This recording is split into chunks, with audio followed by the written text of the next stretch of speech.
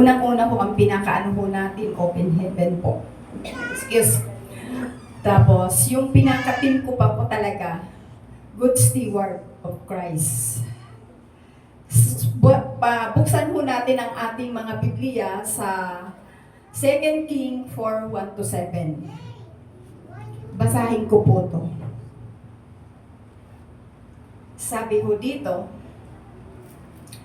minsan ang asawa ng isa sa mga propeta ay lumapit kay Eliseo. Sinabi niya, hindi po kaila sa inyo na ang asawa ko'y namuhay ng may takot kay Yahweh hanggang sa mamatay. Ngayon po, ang dalawa kong anak na lalaki ay gustong gawing alipin ng isa sa mga pinagkakautangan namin. Sa to po, ano ang maitutulong ko sa iyo? Sabi po ni Eliseo. Tanong ni Eliseo, ano bang mayroon ka sa bahay mo? Wala po, maliban sa isang boting langis, sagot niya. Sa tatlo po, sinabi ni Eliseo, ito'y utos. Puntahan mo ang iyong mga kapitbahay at humiram ka ng mga lalagyan ng langis hanggat mayroong kang mahihiram. Utos pa rin po. Sa 4 po. Pagkatapos, magkulong kayong mag-iina sa inyong bahay at lahat ng lalagyan na hiram mo'y punuin mo ng langis na nasa bahay mo. Itabi mo ang mga napuno na. So, ito po'y bawat isa ho sa atin, kung nanamnamin ho natin, ito yung mga utos sa atin na dapat natin tuparin. Umuwi nga ang babae at pagdating sa bahay ay nagkulong silang mag-iina at isa-isang pinuno ng langis ang mga lalagyan habang ang mga ito'y dinadala sa kanya ng kanyang mga anak. Ano po ang ginawa ko ng mag-ina? Tinupad po ang utos. Sige po. Hindi alam ng ina na puno ng lahat, kaya't sinabi niya, abutan pa ninyo ako ng lalagyan. Puno na pong lahat, sagot ng kanyang anak. At tumigil na ang pagdaloy ng langis. Himala ang ginawa. So, sa 7 po, pumunta siya kay Eliseo, ang lingkod ng Diyos, at isinalaysay ang nangyari. Sinabi ni Eliseo sa babae, ipagbili mo ang langis at bayaran mo ang iyong mga utang. Ang matitira ay gamitin ninyong mag-iina. Isang utos po na dapat punto pa rin. So ano ho ang ginawa ho ng mag-iina po? Ang utos po ni Eliseo po ay sinunod. Tayo ho muna ho manalangin. Father God, marami pong salamat sa mga oras na ito po, Panginoon. Lord, itago mo po ako sa iyong likuran. Bigyan niyo po ako ng karunungan, kaalaman, upang anumang nais mong ipahayag o i-reveal, Panginoon, sa bawat isa sa amin na naririto, Panginoon.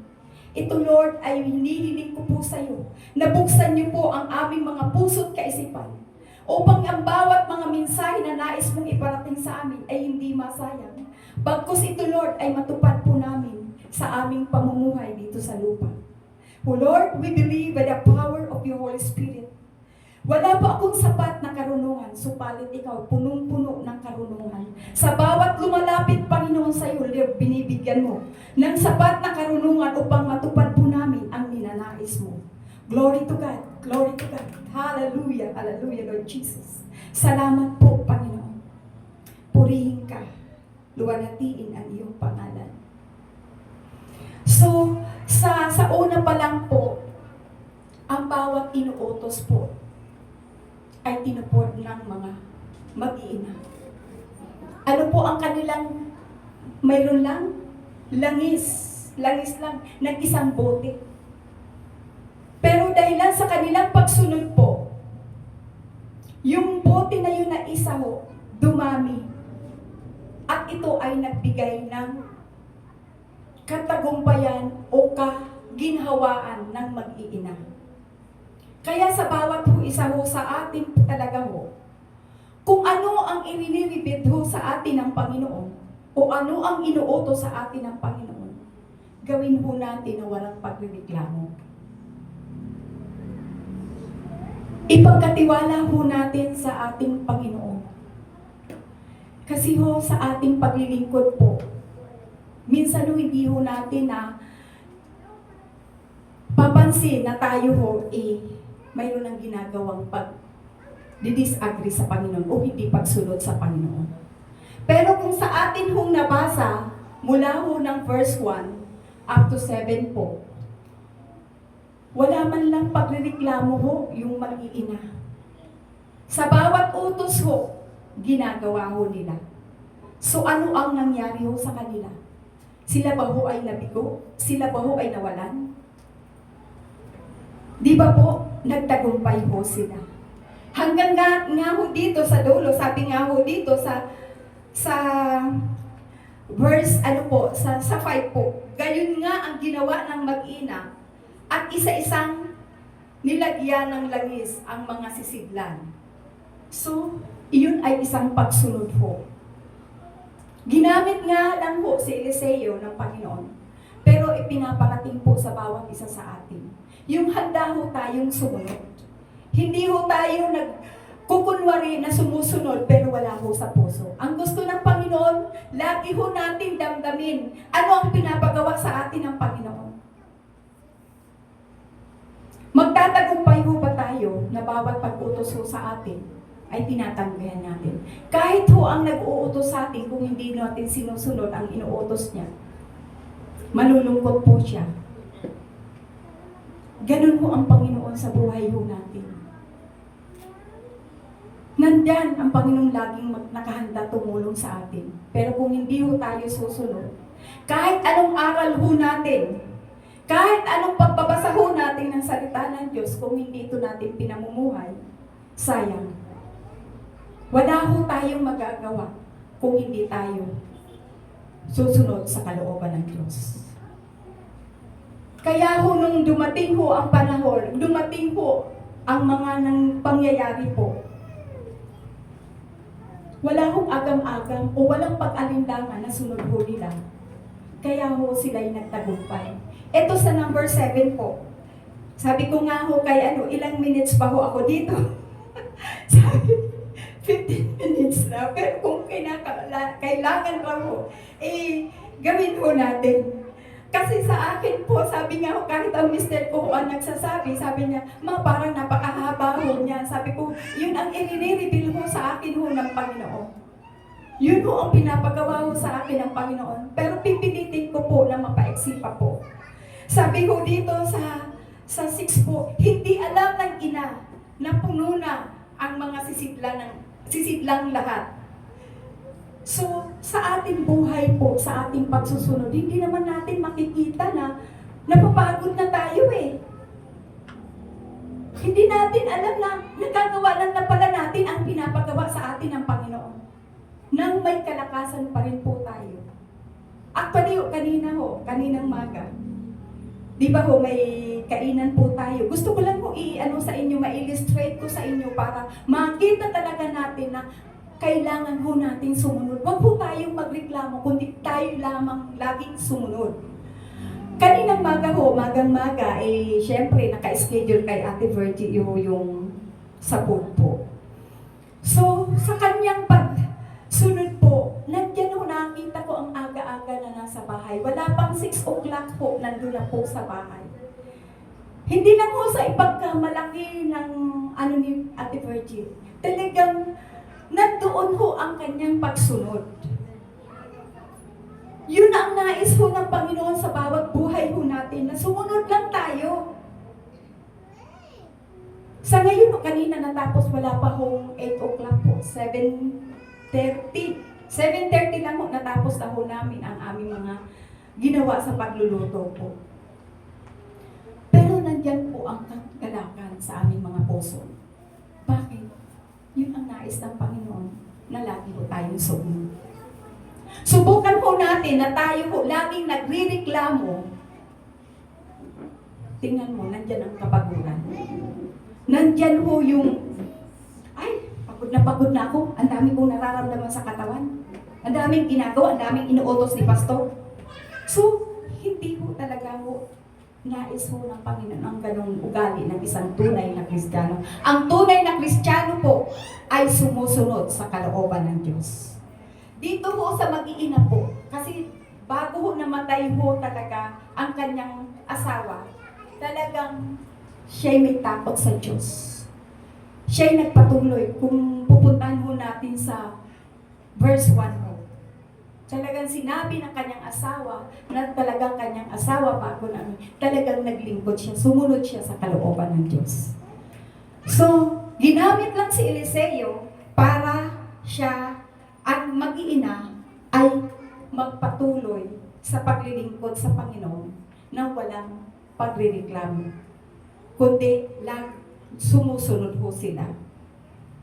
Sabi nga ho dito, di ba ko doon ako napunta po sa ano ho, na akala ho nung ina may lalagyan pa, pero punong-puno na.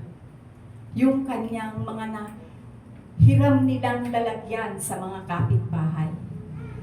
So doon po sa atin po, akala ho natin sa ating pagtulong ho sa kapitbahay, mawawalan ho tayo. Kaya ay, hindi, titira ko to. Pero yung mag-ina, yung isang boteng langis na lang po, binigay ho ng mag-ina ho doon. At ang ginawa ho ng Panginoon sa kanila ay pinagpala po sila.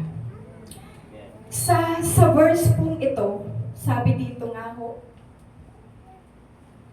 ito sa aking ano po to, sa aking nais kong ipamahagi sa inyo. Sabi dito, paunlarin ang ugali ng pag-iipon para sa pagbibigay sa Diyos. Unang-una po yun. Katayo po, hindi ho tayo magiging matagumpay na Kristiyano. Unang-una, binibigay ho natin sarili. Kasi hindi ho tayo makakapagbigay ho ng buong katapatan sa Panginoon kung hindi muna natin ang sarili natin ang pagkaloob. Ugali ng pag-iipon para sa sarili at sa ating mga bulsa. So sa ating pakikinig po at pakikinig ng salita ng Diyos, makikita po natin ang nais ng Panginoon. Pag tinupad po natin ito, makikita natin yung bulsa po natin hindi nawawalan. Yung ating lakas hindi nanghihina. Kasi yun ang nais ko ng Panginoon. Ito ang pinakaano ko sa atin. Huwag ho tayong maupit kasi ako ho, ito sa pangalawa po. At kung may mga utang tayo, matuto tayong magbayad or bayaran ang ating utang. Ako po, personally ho, bakit sinama ko po to? Hindi po ako exempted ho. May utang din po ako. Pero ang nais ho ng Panginoon, kung tayo ho mangungutang, matuto tayong magbayad. Bakit po? Yun ang nais ho ng Panginoon. Dito sa binasa ho natin, may mga naiwan na mga utang po yung pamilya na inaano nga po yung isang anak. Pero ano ho ang sinabi ho? Lumapit ang ina kay Eliseo. Ibinigay niya, sinabi niya, hindi ho siya naglihim. At nakakahiya kay pastor, sasabihin ko na ako ay may utang, na hindi ako nakakapagbayad pa. Hindi ho yun. Isinishare ho natin yon sa pamamagitan para ho matulungan ho tayo sa pananalangin at pagkakounsel kung ano ang dapat ho natin gawin. Magtulungan po tayo. Yun ho ang nais ho ng Panginoon. Sa akin po, baka sabihin nyo si Sister Mila kasi nasasabi lang ho yun kasi may kakayanan na magbayad. Hindi po, bakit ako nakapag-utang? may kulang eh, na dapat punuan. Pero, yung utang na yun, wag po nating tatalikuran. Yun ay harapin po natin. So, ganun po ang nangyari po doon kay Eliseo at doon sa mag-iina, ginamit lang si Eliseo po. Sa pamanong paraan, pinaghanap ng mga sisidlan sa kapitbahay. At maraming nakulikta. At hindi ako naniniwala na 2 o 5 lang. Marami ho. Kasi sa lahat ng mga kapitbahay, humiram. So, ganun po ang nais ho sa atin ng Panginoon. Kumilos po, sinunod ang utos. Una ho, sinunod ang utos ni Eliseo, sinunod na mag-iina. Pangalawa po, kumilos po sila. Kumilos po sila. At sila ho ay nagagalak. Ako naniniwala na wala ko silang reklamo. Ginawa talaga nila po yun. So, ganito pong paraan ang ginawa ko ng mag-iina. Sumunod sa mga utos. Ginawa. At ano ang nangyari po sa 7 po? Puntahan ho natin. Medyo lalaktaw-laktawag ko ang iba po. Sabi ho dito, pumunta siya kay Eliseo, ang lingkod ng Diyos, at isinalaysay ang nangyari. Sinabi ni Eliseo sa babae, ipagpili mo ang langis at bayaran mo ang iyong mga utang. Ang matitira ay gagamitin ninyong mag-iina. Biruin niyo po. I-ano natin ang ating kaisipan, palawakin po natin. Di ba po sa pamamagitan ng kanilang pagsunod po, nabayaran nila ang kanilang mga utang.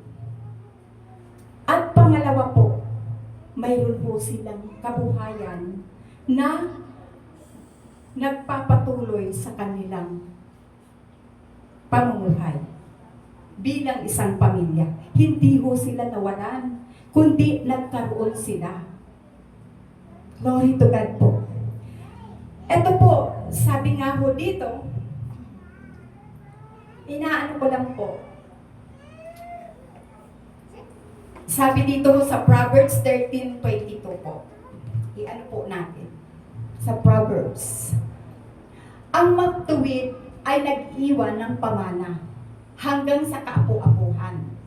At sa matuwid na uuwi ang naipon ng isang makasalanan. Tingnan niyo yun. Di ba po? Kaya po magpakatuwid na po tayo. Sumunod na po tayo.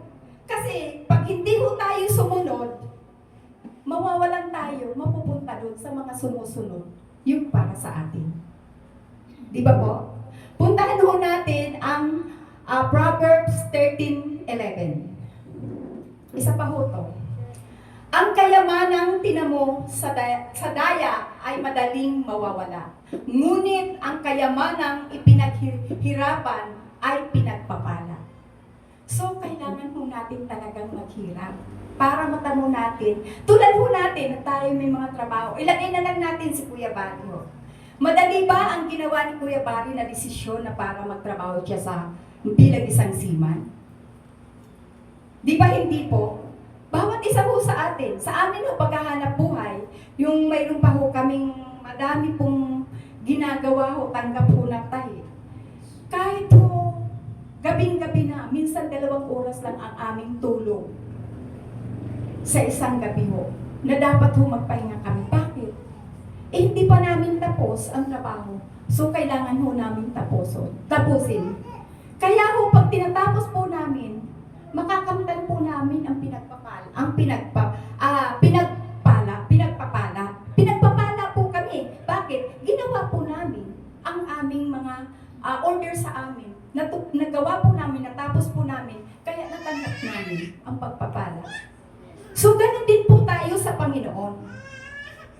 Hallelujah, Lord Jesus. Dito po sa, gusto ko na pong medyo paiksi-iksihin po.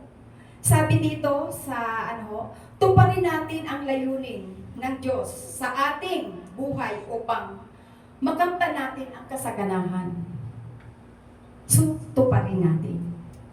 Pangalawa po, sabi dito, mana ng mga bata.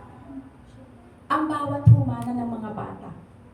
Tulad ho namin, hindi ho sa pagmamayabang, may ibinigay sa amin dahil binigyan kami ng reward ho ng Panginoon, biyaya. Yung aming mga kabuhayan na pinagkaloob sa amin ng Panginoon. Sino ang magmamana ho niyan? Ang aming mga anak. Kaya ganun din po sa ating paglilingkod ho sa Panginoon. Kaya ho sa akin po, sa lagi kong pinagpipray, Panginoon, huwag mong hayaan na mawala kami dito sa mundo na ang aking mga anak wala sa piling mo. Yun ho ang kailangan ho natin na tayo ibinigay ng katiwala ng stewardess ho ng Panginoon sa ating mga anak. Huwag ho natin, nabagamat ngayon nakikita natin, sakit ng ulo ang aking mga anak. Pero alam niyo ho ba, in a perfect time, babaguhin at babaguhin ho sila. Ganon din tayo dito sa iglesia. Dapat ho maging maging good steward ho tayo. Sino ang namumuno sa atin? Pag nakikita natin, iyan ay medyo dinidisiplina ho tayo. O dinidisiplina ho tayo. Sa una, akala natin mali yung pagdidisiplina ho sa atin. Pero in a perfect time, makikita ho natin. Kung hindi ako sumunod kay Pastor, kung hindi ako sumunod kay Ate Eden, kung hindi ako sumunod kay Barry, sa mga kanilang paalala, siguro, wala ako dito. Siguro, hindi ko alam kung saan ako pupunta o tutungo. Di ba po? So, purihin po ang Panginoon. Sabi ko dito sa 2 Corinthians 9:8. Sabi, magagawa ng Diyos na pasaganain kayo sa lahat ng bagay at higit pa sa inyong pangangailangan upang sumagana kayo para sa mabubuting gawa. Di ba ho? Pangako sa atin eh. Kahit hindi na natin explain ho yan kasi medyo hahaba, ilagay na lang po natin sa puso ho natin. Sige, sa pangalawa po, sa Psalms 100, yung unang-unang verse kanina na binanggit ni Kuya Barry, sa Psalms 122. Ako naman sa 9. Dahilan sa bahay ni Yahweh, ating Diyos, ang aking dalangin, umunlad kang lubos. Pag ito'y hindi ho nawawala sa ating mga Kristiyano, yung ating panalangin, talagang tuloy-tuloy ang ating paglago bilang isang tunay na Kristiyano. Sabi ko dito, ibigay ko na po yung pinaka-conclusion ko po. May huli akong verse ko dito. Itong mag-iina, nakalaya sa pagkakautang sa dahilan sa kanilang pagsunod. Pangalawa po, ang pagsunod sa mga utos ng Panginoon ay isang susi ng tagumpay. To God be all the glory. Pero hindi pa ang pinakaano ko nito. Sa Malakias po, na sinasabi nga ito, maraming nagaan po nito. Maraming dinadaan to sa mga debate po. Pero kung uunawain po natin ang salitang ito, ay isang susi para tayo lalong magtagumpay. Sabi dito, dalhin ninyo ng buong buo ang iyong mga ikapong bahagi sa tahanan ng Diyos upang matugunan ang pangangailangan sa aking tahanan. Subukin ninyo ako sa bagay na ito kung hindi ko buksan ang mga bintana ng langit at ibubuo sa inyo ang masaganang pagpapala. Ang tanong ko po sa inyo, ito lang ba ho galing yung bulsa lang ba? Hindi po. Tayo ho, i-offer ho natin ang ating mga sarili. Hindi lang bulsa to, hindi lang to pera ang pinag-uusapan ho nito, kundi ang ating buong buo. Sabi dito, dalhin ninyo ng buong buo ang inyong mga ikasampung bahagi sa tahanan ng Diyos upang matugunan ang pangangailangan sa aking tahanan. Bagamat sinabi dito ikasampung bahagi, ang buhay ho ba natin? Sasabihin po natin, Maibibigay po natin ang 10 bahagi kung hindi ho tayo nagtatrabaho? Hindi po. Kaya ho, bago ho tayo makaipon ng ating 1,000,000, ibigay ho natin ika-10 bahagi. Hindi ho. Unang-una natin ang over ang ating buhay. Para matugunan ang pangangailangan, sabi dito, sa aking ay matugunan ang pangangailangan sa aking tahanan, subukin ninyo ako sa bagay na ito kung hindi ko buksan ang mga bintana ng langit at ibubuhos sa inyo ang masaganang pagpapala. Sa ating buhay po talaga po, minsan, sabi ko, Lord, pera lang ba ho ang dinulog ko sa Panginoon? Pera lang ba ang maibibigay po namin na kami makasunod? Hindi natin maibibigay yung 10 bahagi hanggat hindi ho natin naibibigay ang ating sarili. Idanalangin ho natin kasi may kanya-kanya tayong reason sa ating paglilingkod sa Panginoon. Pero yung reason na yun, kung tayo'y dudulog po sa Panginoon, makikita natin ang gabay at patnubay ng Panginoon para maunawaan natin ang ipinapagawa sa atin ng Panginoon. Glory to God po. Glory to God. Sabi ko nga kay Celine kanina, Celine, okay lang ho ba na diretso na po ako sa pagpapatotoo? Sabi niya, oo nga, ganun nga ginawa ko, Tita Lina. So ito po ay patotoo ho namin sa aming pamilya po. Hindi lingid ho sa inyo yung 2 naming anak po. Na talagang naligaw sila ng landas. Tama bang word? Naligaw ng landas po. Na dati ho silang mga talagang gamit na gamit ho ng Panginoon. Pero dahilan sa mga pangyayari, sila ho ay naligaw.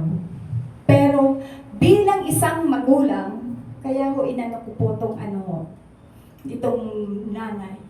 Bilang isang magulang, hindi po ako nagsawa na suportahan ho sila. Na bagamat marami akong nakikitang kamalian, hindi po ako nagsawa sa pananalangin sa kanila. At one time po, siya ko na rin po kasi medyo malaan na, lumapit po yung aking anak pumunta sa bahay na isa.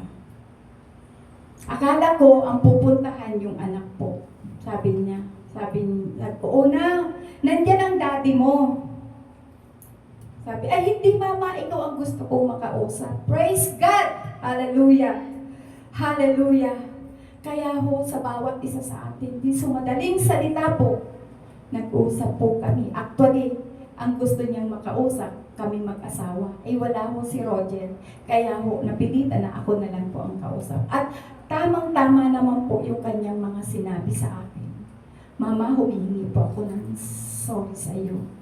Kasi yung mga sinasabi mo sa akin, hindi ko sinusunod. Kaya ang buhay ko, napapariwara. Talagang yung buhay, sabi nga niya, yung buhay niya, nahihirapan ho siya. Kaya ho, sa bawat isa sa atin, ini-encourage ko sa bawat isa sa atin, mga anak na naririto. Gawin nyo, habang pinagsasabihan kayo ng magulang nyo, sundin nyo. Kung may nakikita man kayong mali sa magulang nyo, wala naman kasing perfectong magulang, minsan nagkukulang, nagkakamali. Kayo na ang umunawa. Mag-unawaan na lang. So yun ho ang ginawa ho ng Panginoon sa amin. Nagkaroon po kami ng reconciliation mag-ina. At talagang sabi ko, Lord, salamat. Nung pagka-uwi niya, talaga nagpupuri po ako at nagpapasalamat sa Panginoon. Bakit? Isang answered prayer yun sa aking panalangin. Isang parang binunutan ka ng tinik. Isang tinik ang binunot sa iyo. Pagamat kung ilang tinik yung nasa aking tagiliran o kahilingan sa Panginoon, may nabunot na ng isa. Pangalawa po, tungkol po sa aming sasakyan. Yung sasakyan na po yun, sabi ko, Lord, gusto ko po, Panginoon, mayroon kami bago.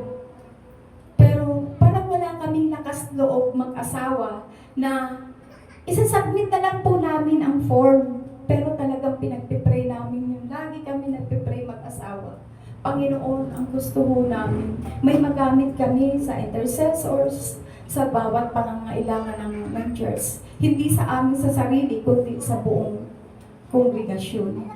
So alam mo ba, kung kukuha kami ng bago, sa 7 lang po ang makakasakay.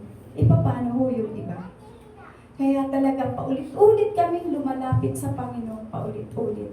At ngayon po, pagamat sabi ko nga, second hand ang sasakyan, may kaaluwahan ho ang aking puso. Bakit? Marami hong natulungan. Sinampulan na po nung pumunta po kami sa kahapon ho, sa seminar po. Kaya talagang hindi ho natin titingnan ho yung bago, kundi titingnan natin kung paano ano ho ang lahat. Tawag dito, magagamit po. Kaya salamat po sa Panginoon na sabi ko nga, Lord, ako nagpupulit nagpapasalamat. 2 tinik na ho ang nabunot sa akin at tinugod po ng Panginoon.